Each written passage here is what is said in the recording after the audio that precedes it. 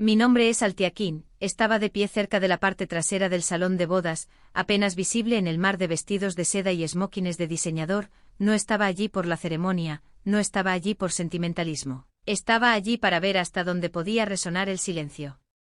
Era el gran día de mi hermana y ni siquiera figuraba en el programa. La tarjeta de mi mesa tenía mi nombre mal escrito, Alicia Kim, un error tipográfico que lo decía todo sobre cuanto les importaba.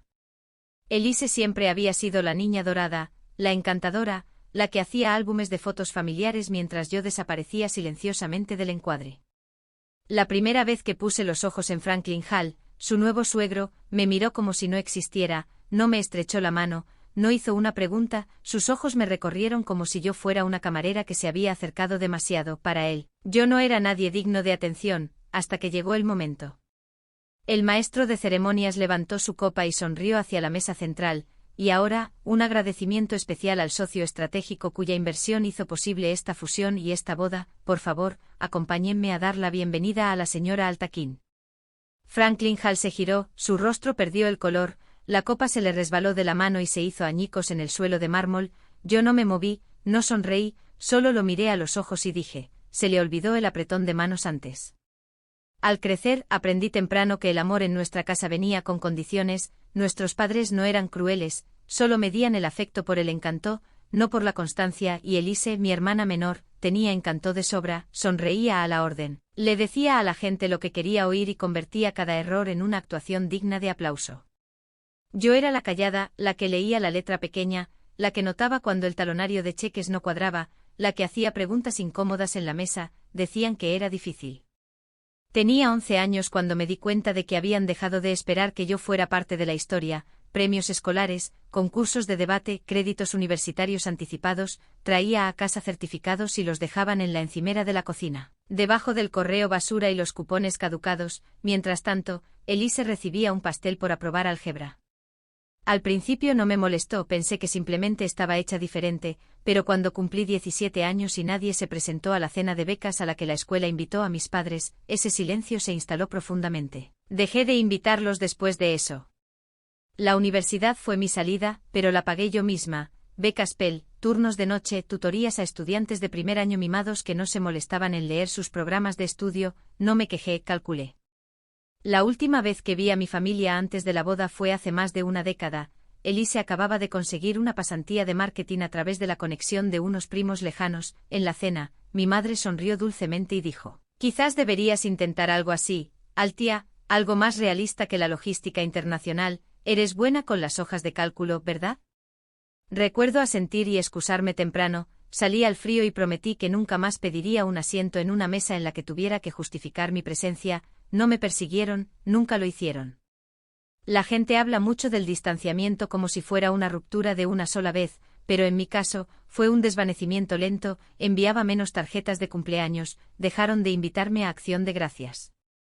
Elise ascendió, asistente de relaciones públicas, luego coordinadora, luego algún título llamativo en una startup. Lo observé todo a través de LinkedIn y correos electrónicos reenviados de amigos aburridos de la universidad. Ella siempre estaba al frente y en el centro, yo siempre no. No preguntaron qué estaba haciendo y yo no lo ofrecí, era más limpio así, pero nunca dejé de construir. Mientras Elise creaba publicaciones sociales sobre los viernes de bagels en la oficina, yo aprendía cómo desviar una línea de envío fallida a través del Canal de Panamá durante una huelga laboral. Aprendí a negociar contratos de combustible durante mercados volátiles, aprendí cómo convertir startups de envío en quiebra en empresas medianas rentables en menos de 2 años. Nadie en mi familia sabía que para cuando tenía 35 años, había fundado Marin Ventures, o que tenía oficinas en Boston, Singapur y Rotterdam, o que mi firma había adquirido recientemente una participación mayoritaria del 48% en Hall Marine, la misma compañía que Franklin Hall había pasado 2 décadas construyendo. No preguntaron y no lo dije. Pensaron que había desaparecido, pero no me había ido a ninguna parte, simplemente había dejado de responder a personas que nunca me vieron realmente en primer lugar. Nadie me preguntó nunca cómo sobreviví después de irme de casa, nadie preguntó dónde vivía, quién me ayudó o si alguna vez me enfermé sola. Eso es lo que pasa con ser invisible en tu propia familia. Aprendes a dejar de esperar preguntas y comienzas a construir respuestas. Me mudé a Baltimore después de la universidad, no era glamoroso, pero estaba cerca del puerto, eso importaba. Acepté un trabajo en una empresa de logística de envío donde las horas eran brutales y los jefes no recordaban tu nombre a menos que algo saliera mal. Era perfecto porque no necesitaba elogios, necesitaba información. Pasé 2 años en el peldaño más bajo, procesamiento de manifiestos, códigos de seguimiento, rotación de almacenes, auditorías de inventario de campo en un clima que te despellejaba, y tomaba notas siempre sobre ineficiencias de sistemas, interacciones sindicales, lagunas de clientes. Observé cómo se movía el dinero en silencio y cómo las empresas perdían valor porque nadie quería cuestionar el proceso. Fue entonces cuando lo vi, el defecto en la escala. Las grandes líneas navieras pensaban que más grande era mejor, buques más grandes, puertos más grandes, más control, pero eso las hacía torpes, vulnerables. Así que tomé todo lo que aprendí, exprimí cada centavo que tenía y comencé Marine Ventures desde un apartamento alquilado de una habitación en un edificio que olía a lejía y cucarachas. Mi primer cliente fue un pequeño operador desesperado de Nueva Escocia que acababa de perder un contrato importante después de un retraso en la temporada de hielo. Reconstruí su sistema de rutas utilizando datos de modelos meteorológicos y optimicé los tiempos de respuesta, triplicó la capacidad en 9 meses, se lo contó a 2 amigos y ellos se lo contaron a 2 más. A los 32 años, tenía 5 clientes, a los 36, tenía 2 oficinas y estaba adquiriendo discretamente empresas de logística en dificultades que los gigantes habían dado por insalvables. El punto de inflexión fue Calstonfrat, una empresa familiar con un flujo de caja mal administrado pero una excepcional ruta de carga sudamericana. Los compré discretamente, limpié los libros. Retuve su talento local y canalicé todos los datos a través de un software de enrutamiento patentado que diseñé con un amigo programador de la escuela de posgrado. Eso llamó la atención. HAL Marine era una de las empresas que observaban, no sabían que era yo, por supuesto. Trabajé a través de sociedades pantalla, fideicomisos extraterritoriales, cortafuegos legales impecables. Para cuando HAL entró en negociaciones para expandir su presencia en el Atlántico, no se dieron cuenta de que su nuevo socio de capital estratégico era Marine Ventures. La firma, que ahora tenía una participación mayoritaria indirecta en 3 de sus subsidiarias auxiliares, fue hermoso porque significaba que no tenía que suplicar reconocimiento, podía comprar la mesa discretamente. Aún así, nunca planeé cruzarme de nuevo con Elise. Supuse que se casaría con alguien elegante y sin alma de un mundo glamoroso de Manhattan y ese sería el final. Pero entonces el nombre HAL llegó a mi escritorio. Miré el archivo de diligencia de vida durante mucho tiempo. La primera vez que lo vi, el rostro de Elise estaba en un comunicado de prensa de la compañía de su gala, de pie junto a Franklin HAL, radiante. No sentí rabia, no sentí nada, era solo matemática. Por supuesto que sería ella, por supuesto que encontraría su camino hacia un mundo que parecía limpio y poderoso en la superficie. Ahí es donde vive el encanto. Cuando llegó la invitación de boda, semanas después de la fecha límite de RSVP, dirigida a la señorita Alicia King, casi no voy, pero entonces recordé algo de aquella cena de hacía tantos años. Eres buena con las hojas de cálculo, ¿verdad? Sí, lo era, y tenía los gráficos de propiedad para demostrarlo, así que hice que mi asistente reservara el vuelo. Asistiría no como invitada, sino como un recordatorio. El sobre estaba arrugado cuando llegó sin remitente, el papel era grueso, grabado con lámina de oro, como si el peso pudiera compensar la sinceridad. Mi nombre estaba mal, Alicia King, pero reconocí la firma serpenteante de Elise en la esquina inferior del inserto de RSVP. No había nota personal, ni llamada telefónica, solo una formalidad enviada demasiado tarde e impresa con demasiado descuido. Aún así elegí ir. Llevaba un traje negro entallado, sutil, preciso, inequívocamente fuera de lugar entre el chifón pastel y los tacones brillantes que inundaban la finca HAL. Llegué precisamente 10 minutos antes de la ceremonia, mucho después de que las fotos familiares hubieran terminado y lo suficientemente temprano como para verlos evitar mirarme. Elise me vio durante la hora del cóctel, su sonrisa se tensó. Alta, dijo con la calidez forzada de alguien que saluda a un dentista, no estaba segura de que vendrías. Me invitaste, dije simplemente. Sus ojos se desviaron hacia mi traje, luego se apartaron. Cierto. Te ves profesional. Lo soy. No me presentó a su prometido, ni a los invitados agrupados a su alrededor como satélites. Me condujeron hacia el borde del césped, a una mesa marcada como adicional. Encontré mi tarjeta de lugar, Alicia King, junto al primo anciano de alguien que preguntó si estaba en el catering. Le dije que no. Durante la cena, comí en silencio, observé a Franklin HAL dominar la sala. Era un hombre al que le gustaba el sonido de su propia voz, retumbante, decisivo, hecho para salas de juntas y declaraciones. Se movía con el tipo de confianza que solo crece en hombres a los que nunca nadie importante les ha dicho que no. Cuando pasó por mi mesa, Elise lo seguía, se detuvo gesticulando vagamente: «Esta es mi hermana Altia». Él me miró apenas deteniéndose. Una de las personas de logística. Elise resopló antes de poder contenerse. Bueno, no realmente. Solía hacer algo en transporte, creo. Franklin esbozó una sonrisa educada y displicente. Trabajo importante. Alguien tiene que mantener los paquetes en movimiento. Asentí, igualando su sonrisa. Alguien lo hace. No preguntó qué hacía, ni quién era, ni cómo estaba conectada con el negocio familiar, no me estrechó la mano, en cambio, le dio una palmada en el hombro a Elise y se giró hacia otro grupo de hombres con trajes azul marino y relojes llamativos. No me vieron, ese siempre había sido el punto, pero lo que no se dieron cuenta, lo que ninguno de ellos podría saber, era que yo ya había visto el informe para inversores que Franklin había presentado solo 3 días antes, había leído cada línea, incluidas las que describían las inyecciones de capital conjuntas programadas para el tercer trimestre, parcialmente financiadas por Marin Ventures por mí. Mi presencia en esta boda no era simbólica, era estratégica, un signo de puntuación discreto al final de una frase larga y deliberada. Cuando el maestro de ceremonias tomó el micrófono, mi copa de vino todavía estaba medio llena. Y ahora, dijo alegremente unas palabras de agradecimiento a la persona cuya visión y recursos ayudaron a hacer realidad esta notable unión, tanto personal como profesional.